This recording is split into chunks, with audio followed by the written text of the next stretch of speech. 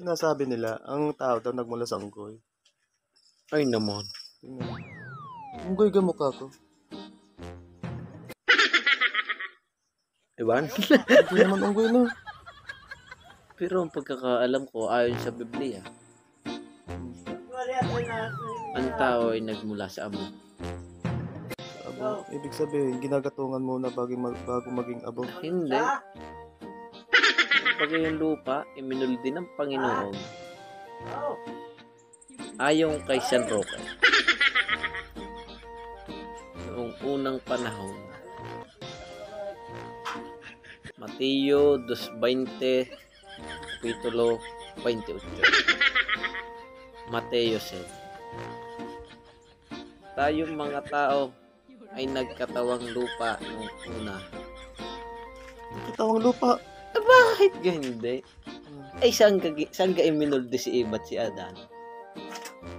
Oh, sige. Ang pagkakalam ko, si Adan nilikha, Oo nga. hiningahan. Hindi, bago hiningahan ng Panginoon. Anong ginawa ng Panginoon bago hingahan? Ay digay ang ginawa ng Panginoon, iminulde. Mano-mano mulde, gano'n kagaling. Sa Iminulde sa lupa? kaya nga sabi ng Diyos eh, lalangin natin ang tao ayon sa ating wangis. Yun. Ngayon, nilikha si Adan ayon sa wangis, diga? Ayon sa ating wangis. Ngayon, ito naman si Eva, saan nagmula? Ay, ito, ang maganda mong tanong niya. Ah, Kasi, si Eva nagmula din kung saan nagmula si Adan. Dahil ang unang ginawa ay si Adan. Ay pag napagkatanto ni Adan na siya mag-isa lang sa isang palasyaw. Paraisaw. Paraiso, Eden yun, Eden. Eden, paraisaw. Siya'y nagmumukmok at latang-lata palagay ay naawa ang Panginoon. Kailangan ng babae. Ay kailangan daw ng babae. Ay itong si Adan na hindi na rin matalay, gusto na rin makadalay. Ay mahirap nga naman daw magkamay at nakakangalay. Ay nag-request kay Panginoon. Ay, manyakis pala Ay, si Adan. may kaunting kamanyakan si Adan ay. Ay ito naman, sabi ni Adan, Diyos kong maawain na nasa langit na siyang gumawa sa akin. Ako'y bigyan mo ng kapareha pagkat ako'y latang-lata na din at pagod na. Umay na sa aking ginagawa. Ano na ginagawa niya? Ay, ano kang ginagawa? Ay, digay, naglolos eh. Wala doon si Adan ka rin. Ay, ito naman naawa ang Panginoon. Pinagbigyan. Pinagbigyan. Kasamang mumulde si Adan. Si Adan ay nakaupo. Ay di minumulde ng Panginoon isang babae na pinangalan ng iba. Nung iminumulde na, di minulde na ang katawan, ang paa, ang mukha, ang lahat. Basta anyong tao. Anyong tao na. Ay ngunit kinakalimutan ng Panginoon. Ano? Ihugis ang tahaw. Ay itong sabi ni Adan. Ano na tao? Nakaimik si Adan. Amakaw. Ama ko. Bakit ganyan ang ginawa mo?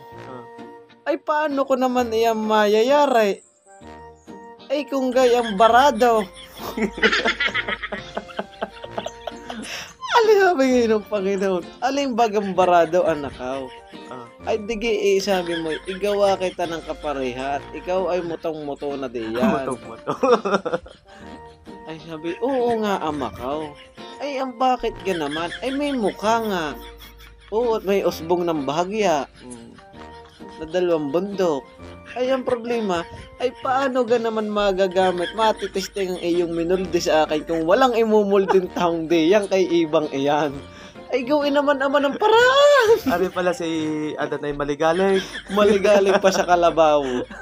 Ngayon, ito na, hindi nung, ay din request nga yung tahaw. Inukitan din ang tahaw. Ay may talo nga naman si Adan. Ay paano nga naman kung kamay lang din naman ni iba ang gagana. Ay mahirap nga naman ika. Ayan, tinawag daw ng Panginoon na, yan sige, kumpleto na. Sabi, nakaimik pa din si Adan. Oh. Ama, paano ko madidiskartehan iyan? Ay kung lupa pa. Ikaw nga anak ay manahimik muna at hindi ko pa nahihipan iyan. Ay kung ikaw kaya ang hipang ko't gawin ko uling lupa at si ibang gawin kong tao. Ay hindi ika, ama. Sige. Ikaw ang bahala kung anong iyong pasya. Tumahimik kasi Adan. Tumahimik si Adan. Di si Adan yung tahimik yung hinihipa na. Tuwan-tuwa. Bulong ni Adan. Sa wakas, magagamit na rin ang matagal na inaasam. Hindi na ako magsasarili. May katuwang na. Ay di yun na. Ay di itong mga ginawa ni... Yan, namahipa na ng Panginoon. Ikaw, ay nung tumayo na agad si Iba, ay napakagandang babae. Ay si Adan ay tinigasan na. Agad-agad tinigasan, dinakmas. Excited. Excited, di yapos. Kupaw, nung pagkayapos, nalaki ang mata ni Iba. Ang sabi, Ama, bakit ganyan siya? Yung kanyang talong, tirik na tirik, bakit nanggagalit pag ako'y nayakap sa kanya? Anak, iyan ay sadyang gayaan. Kaya yan ay gayaan, ay talagang rumikwis pa sa akin na ikaw ay aking imuldi. Ay aring ipapaya ko sa iya. Sa inyong dalawa. Ang sabi ng Panginoon, kayo ay nilikha ko ayon sa batas o ayon sa tama na inyong gagawin. Ay tama Panginoon. Sinabi ang mga dapat gawin at hindi dapat gawin. Kayo ay magsusunudan ng ayon sa magandang kaasalan. Tama. Magpapakabait. Magpapakabait, ika nga. Ay, nung makakuha na ito na, hindi siya mansanas na tukso. Sana. Sa pakuan. Sa dalawang pakuan ni Iba na tukso si Adan. Nagpakuwan pala. Ay, ito nung makakuha na. Ay, di yun ay may... Wala mang kasapin-sapin yun. Ay, wala. Wala. Talagang kahit pa yun, kay Adan yung palawit-lawit. Eh, kaya pag-alaga na, wala ka naman makikitang tao. Eh, sila lang ang dalawa eh. Sila ang dalawa sa paraiso. Ay, ikaw, natukso na si Adan.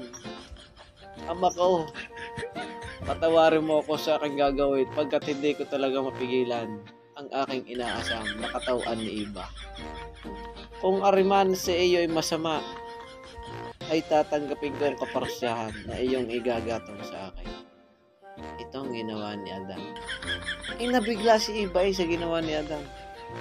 Paano ka naman di parang dante mabibigla? Ay din daloy naguhuntahan. At ayon niya kay Iba, ay ang sinusunod ni Iba ay ang paliwanag ng Panginoon sa kanilang dalawa. Kahit si Adan ay natutokso na, pinapaliwanagan ni Iba si Adan na huwag gawin niya. Ay sabi ni Adan, Iba, ako talaga hindi na makatiis. Ang iyong pakipait ay gustong gusto na ng aking palawait. Ayun pa.